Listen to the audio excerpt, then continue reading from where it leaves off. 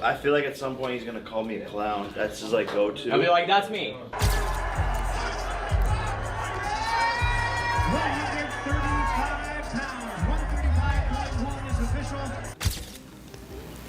It's different levels. You know what I mean? It's definitely different levels when you come. Jake Paul may have built his career on confidence and controversy, but the latest clips of Gervonta Tank Davis's bulked-up physique seem to have shaken even him. As training footage of a noticeably stronger and more muscular Davis went viral, fans began speculating that Paul might have underestimated the lightweight champion's transformation. Davis, known for his explosive power and precision, now looks more like a natural welterweight, sending a clear message that he's not just showing up for the spectacle, but to dominate. Sources close to Paul hint that the YouTuber-turned-boxer is feeling the pressure, realizing that this version of Tank could be far more dangerous than anyone expected.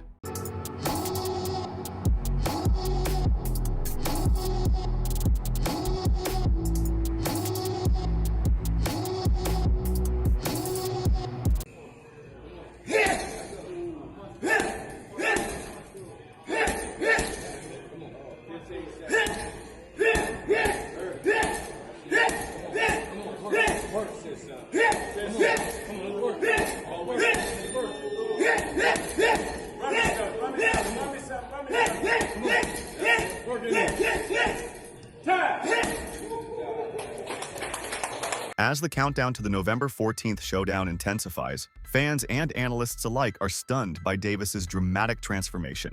Known for his explosive power and compact frame, the 5'5" lightweight has packed on serious muscle, appearing stronger, faster, and more dangerous than ever before. The visual contrast between Davis's new build and Paul's cruiserweight frame, highlighted during their heated Miami face-off where Davis shoved Paul, has only amplified the tension. With Davis now looking like a compact powerhouse, questions swirl about whether Jake Paul's confidence is beginning to crack under the pressure of facing a fighter who's not just skilled, but now physically intimidating.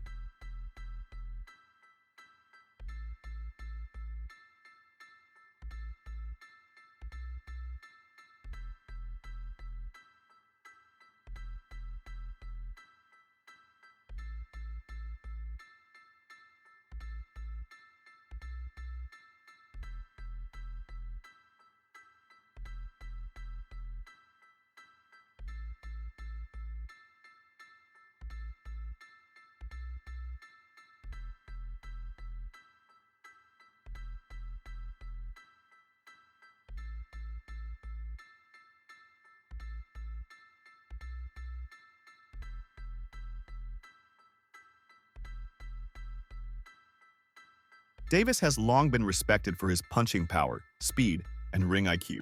But his recent physical transformation has taken things to another level. Photos and videos from training camps show Davis with significantly more muscle mass, broader shoulders, and a tighter core, all while maintaining his trademark agility. This isn't just a fighter bulking up for show, it's a fighter preparing to dominate. Right? Who's not a professional fighter. What happens? What happens? That's what would sell it. I know the size difference is what creates the problem. The optics, the look, the reality. I mean, you got one guy who's fights at 135 pounds, and you got another guy who fights at 200. I mean, just that alone, yeah. But you also, and I'm not saying I want this or I like this when I heard it. No, I didn't like it, to be honest, for the optics and everything else I just said. But you do have one guy who, yeah, he's smaller, but he's a top fighter, he can punch, and he's fighting a guy who's not a top pro fighter, who's bigger. What if he hits him on the chin?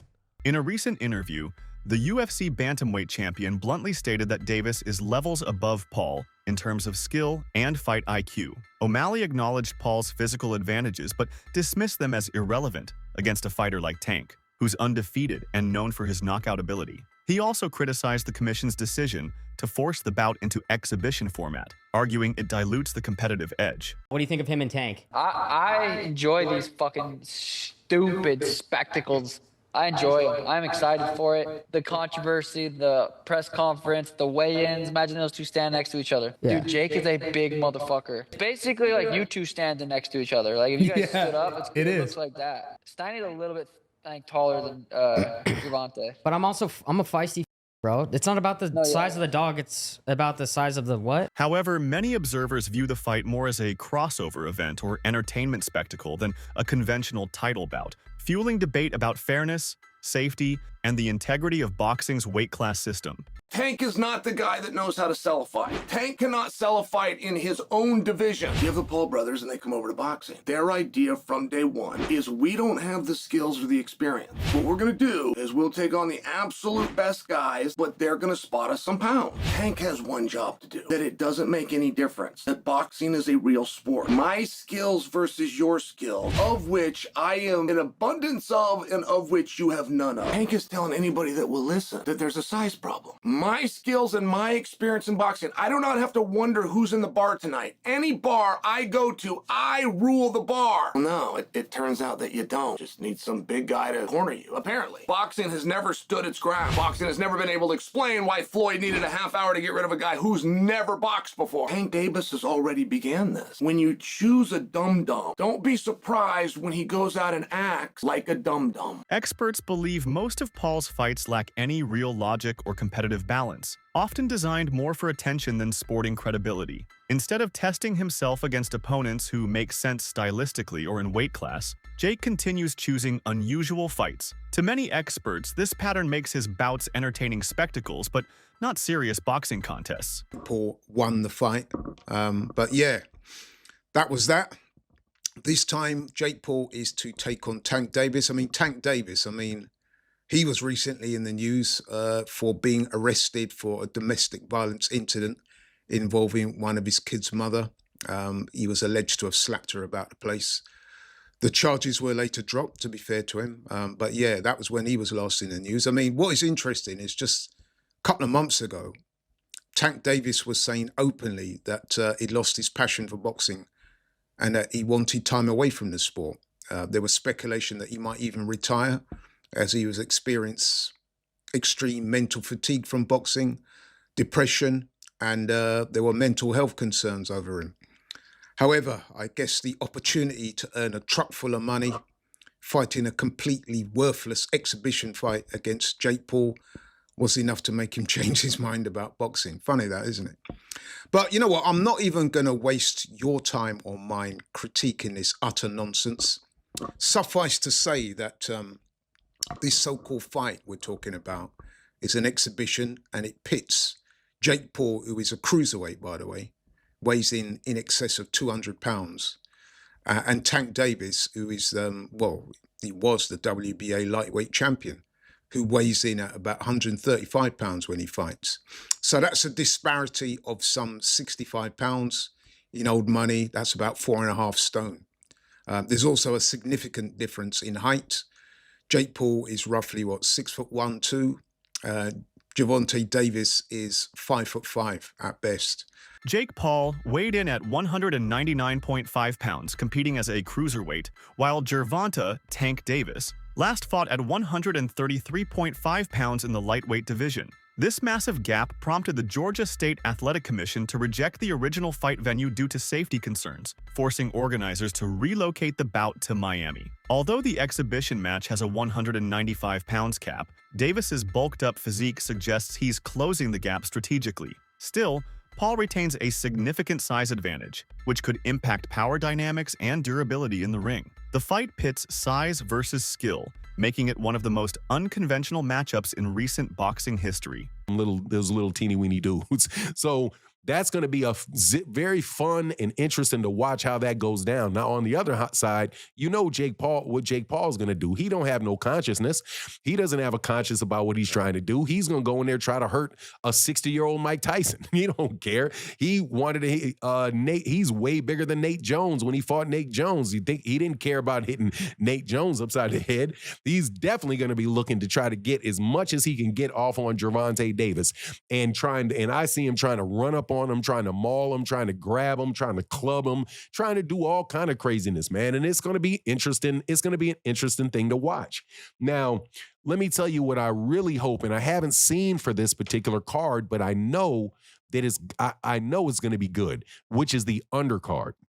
The undercard for the Canelo Alvarez fight and Terrence Crawford fight is absolutely horrendous. There's nothing on the thing that would make you want to watch to tune into that thing 2 seconds before the fight between Canelo Alvarez and Terrence Crawford takes place. There's nothing on that card. So this fight for Gervonta or this exhibition for Gervonta and Jake Paul is probably going to have a lot of MVP fighters on there. Ryan Garcia compared this event to previous controversial matchups in boxing history, such as when Mike Tyson fought in exhibitions that fans did not truly ask for. Garcia admitted that the public does not want Davis versus Paul either, but noted that sometimes the boxing world pushes forward with these spectacles regardless. He stressed that Davis is much smaller than Paul, making the fight unfair from the start. Garcia's view was that even though fans may be uncomfortable with the matchup, they will ultimately have to accept it because of the hype and financial incentives driving it. Bro, that's a fucking disgrace of a fight. Yeah. You know it. Just like the Mike Tyson, low-key was a disgrace, but we accepted it. But yeah, he was 60 years old. I mean, the casuals don't see the weight difference. They see Jake Paul and Gervonta Davis. Yeah. And if Gervonta Davis doesn't fuck up Jake Paul, they're going to think Jake Paul is some pound-for-pound champion type of fighter. Yeah. Gervonta Davis, he's actually really small. Like, when I fought him, he's small. Yeah. So I just think it's a very unfair fight. Former world champion Carl Froch was blunt in his assessment, calling the situation an absolute joke. According to Froch, discussions for a Jake Paul versus Anthony Joshua fight were nearly finalized, with the deal about 99% complete. Yet, instead of facing a heavyweight giant like Joshua, Paul pivoted to Davis, who is literally half his size. Froch found this decision baffling and saw it as proof that Jake is more interested in shock value than genuine competition. Gervonta Davis is now fighting Jake Paul. So Jake Paul was supposed to be fighting AJ. Eddie Hearn announced 99% done, which we've just spoke about. What next for AJ? Potentially Jake Paul. But it now looks like that Jake Paul is fighting one of Anthony Joshua's legs. He's fighting Gervonta Davis, somebody who's a quarter of his size. I don't even know what's going on. Has Eddie Hearn been played? Let me know what you think. But the AJ fight with Jake Paul's finished. Gervonta Davis, fake Paul, November. I don't know what's going on in the world of boxing. This is an absolute joke. What next for AJ? We'll get into this, and there's so many questions I want to get into in the next episode. But I hope you enjoyed this one. And yeah, just thought I'd give you a quick update because the news has just come in and I'm just trying to relax and play a bit of golf and I can't. I've got to get it off my chest. I'm going to add it to this video. Hope you enjoy it. Don't forget, if you haven't already, hit like, share and subscribe to the best channel in the business, Froch on Fighting, and we'll see you very soon. 3 Divisions undisputed champion Terrence Crawford approaches the Paul versus Davis matchup with clear doubt. He sees it less as a genuine contest and more like a stylized sparring match, given the considerable size differential. While he concedes that Davis is explosively talented and a formidable boxer in his own right, Crawford worries that Paul's bigger frame inherently shifts momentum. If Paul lands a clean shot, that weight and reach advantage could quickly turn the tide against Davis. Jake Paul versus Tank Davis, they just announced the fight. What's your instant reaction to that? I don't know what's going to happen with a 135-pounder going up against a 200-pounder. I think it's not a real fight. Jake just too big. Tank ain't gonna be able to get in from that jab. Jake land one good punch on Tank, it's over with. Jake Paul has been aggressively reshaping boxing on his own terms. By plowing his own money into promotion, spectacle, and grand narratives, he's turned what many dismissed as a gimmick into a disruptive force. His financial muscle doesn't just fund big fights, it amplifies them, pulling in new viewers and media attention. While purists scoff at his unorthodox path, there's no denying the upside. More eyeballs, bigger purses, and fresh energy in a sport that craved reinvention. That this unlikely bout became reality is proof of how far Paul is willing to stretch the rules and reshape perceptions to make his wild ambition real. Perspective. But again, if it makes dollars, it makes sense, and we've seen that Jake will kind of bounce in between doing these entertainment fights and then, you know, trying to push toward his goal of you know, ingraining himself in the sport of boxing, and kind of does both of them. So it's kind of a weird place to be, because he wants the respect of the boxing fans and the boxing hierarchy and hardcore boxing people, but at the same time, he'll gain some of that and then lose some of it. It's like a seesaw of his fights. Like one fight, and be like, okay, that's a real fight, or that's a real fighter. And he'll go and he'll win the fight. You know, Julio Cesar Chavez, real fighter, maybe past his prime, whatever, but Jake goes and wins that fight pretty easily, and then gets a lot of respect, gets a lot of the boxing hardcore love. And you have these talks about him fighting Anthony Joshua, and that was going to get even more respect. More people were like, that's fucking crazy. What are you doing? Myself included. That seemed like a massive risk, but a lot of people were like, okay, fair play. Anthony Joshua, that's a real heavyweight. Jake wants to fight him. He's a psycho, but fair play. And then you announce this one, and it's like, well,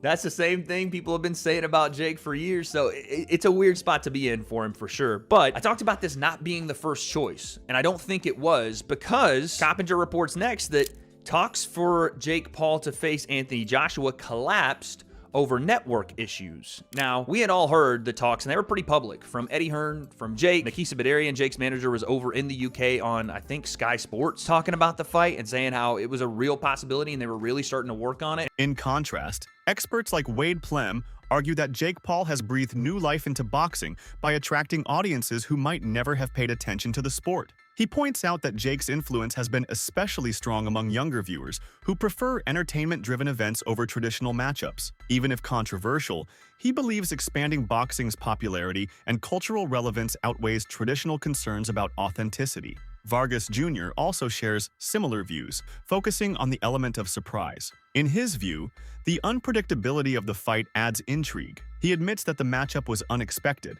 and for that reason alone, it creates excitement. Fans thrive on novelty, and Vargas Jr. highlights how this fight delivers it. Whether it's a good or bad thing, he believes the shock factor makes it worth talking about. You know, so I think that Misfits brings a different element. Obviously, there's chaos and all of these things, and it's not the most buttoned up and it's not the most high level, but there are moments where you have some really competitive fights. And even with the Jake and Gervonta thing, it's like, is it the best thing for boxing? That's boxing's fault, right? Like, if you're going to complain about it, point the finger the other way, because everybody else did it. You guys put yourselves in this position where these kind of fights are more interesting than some of your world title fights, and that's really, really sad, I know, but that's where we're at. And is it Jake's fault for being like, yeah, this is what people want to see, I'm going to do it? Yeah. Is it Gervonta Davis's fault? Maybe a little bit, because he's a world champion. Yeah. Give up your belt. To me, it should be give your belt up, right? You're saying to the world, you don't want to fight Shakur Stevenson, you don't want to fight Lamont Roach, so give the belt up. That's fine. Go do that. Okay. Say you're done at the highest level. Say you have no interest in being a world champion, and I'm okay with it. Yeah. But outside of that, man, I mean, it's a money fight and it's an exhibition. Everybody, I think, kind of knows what that brings in. So, yeah, I don't really have a problem with it. But at the same time, boxing needs to get its stuff together, so this isn't the most popular thing, you know? BJ Flores sees the Davis fight as a smart move in Jake Paul's larger boxing trajectory. He argues that Paul's frame and raw growth suit him better at cruiserweight or heavyweight classes. But by stepping into the ring with a decorated opponent like Tank Davis, Paul doesn't merely chase a payday, he boosts his legitimacy. That exposure, Flores suggests, is a launch pad. It opens doors to tougher, higher-stakes fights in heavier divisions. The Davis matchup isn't an end in itself in Flores' eyes. It's a calculated stepping stone, a moment to amplify Paul's profile and pave the way towards more meaningful and ambitious combat opportunities. That's a funny story. So one of my good friends, Armani, he has been working with Jake Paul for the last 2 years. Oh. There was a little time where Shane wasn't there with Jake, and Armani called me up and said, "Hey, BJ, will you come down to Big Bear and spar with Jake?" And I'm like, "You want me to spar with Jake?" I'm thinking to myself, you know what I mean? I'm like, yeah, he's beating up all his sparring partners. We come, I was like, all right. I mean, fine, I'll go down there and do it. I have been inactive. I haven't done anything for like 8 months. But I was like, okay, I'll go down there. So we spar a couple times. After that, they decided I was too big for him. And, you know, it's better if we just, you know, not do it. And, you know, then they asked me if I would be interested in like working the mitts with them and helping him with the combinations, because I was hitting him with some combinations they hadn't seen before.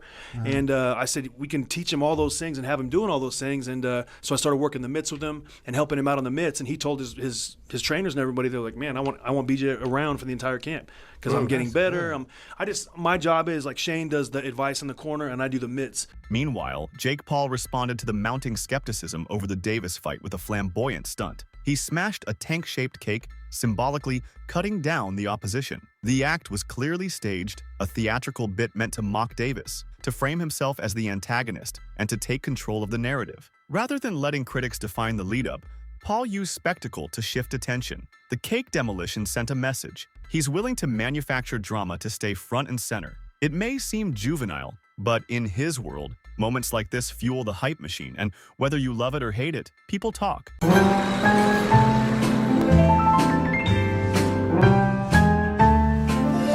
Do you think Jake Paul can handle this new version of Tank Davis? Drop your thoughts in the comments below.